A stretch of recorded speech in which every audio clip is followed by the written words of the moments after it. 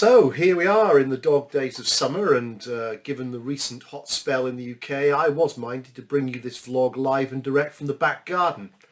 Sadly, the weather's taken a turn for the worst, so we're back in the office, but that is not keeping the old summer shirts at bay. Oh, no, no, no, no, no. I mean, this one, it's a beauty, comes to you courtesy of Bizzle Clothing, based right here in the village of Thornton in Leicestershire, where you can find cogent content.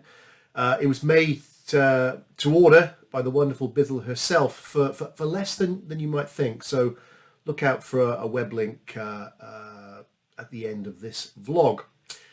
So today I want to talk about the modern malaise that is pre-holiday stress and share a few tips for how to deal with it. So if you're feeling stressed out and in desperate need of a stress-free COVID summer vacation, or more likely staycation, stay tuned, or by all means check out the latest story on the website at cogentcontent.co.uk. Now, there's research to suggest that the typical Brit takes several days to properly relax and enjoy their holidays. It's a phenomenon described as the Roadrunner effect, after the antics of the Warner Brothers cartoon character. We've stopped, but we keep on running. Now, taking a break is essential for both mind and body. We all know this. So why do so many of us make things so hard for ourselves? Well, back in the dim and sadly distant 1980s, when I first started in the world of work, I certainly don't remember coming back from holiday to discover hundreds of unopened items of mail overflowing from my in tray onto my desk. You know, I asked myself, what's changed? Well, the answer is obviously, it's clear, it's technology, the advent of smartphones, Wi-Fi, email, computers that fit in a handbag. You know, they're all fantastic innovations, but innovations that I certainly recall were supposed to make our lives easier, not more stressful. So what went wrong? Well, one of my favourite bloggers, a guy called Robert Jameson, look for Bob's Economics if you want to see his stuff, sums things up quite nicely with these words. Arguably, people are working harder now than they were before the computer came along. I mean, computers are supposed to provide huge efficiency gains in the office, and they can clearly do this.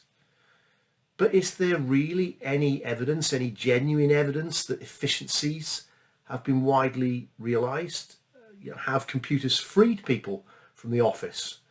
I mean, it certainly doesn't feel like it, particularly when now office and home are often one and the same thing as the result of COVID. So we may have even more people spending more time managing and administrating non-value adding business functions than ever before. And this is the complete opposite of what was supposed to happen. So I think it's little wonder that people get really stressed out, and Tim Berners-Lee, Bill Gates, Steve Jobs, you know, you've got a lot to answer for. And it's thanks to you guys that we probably need our holiday breaks more than ever before. And arguably no more so than right now in a summer when many of us have been locked down and cooped up since the winter of 2019. So before I offer some suggestions and ideas on how to avoid the office following you all the way to the beach, a bit of disclosure. Before I came to my senses and realised that life was simply too short to fret about what was going in the office when I wasn't there, I was certainly a slave to my inbox too. And I kicked the habit over a decade ago, and I'd like to tell you how. Summarise 3 words: trust, communication, and unavailable. Because no one is indispensable, particularly when they work as part of a trusted team.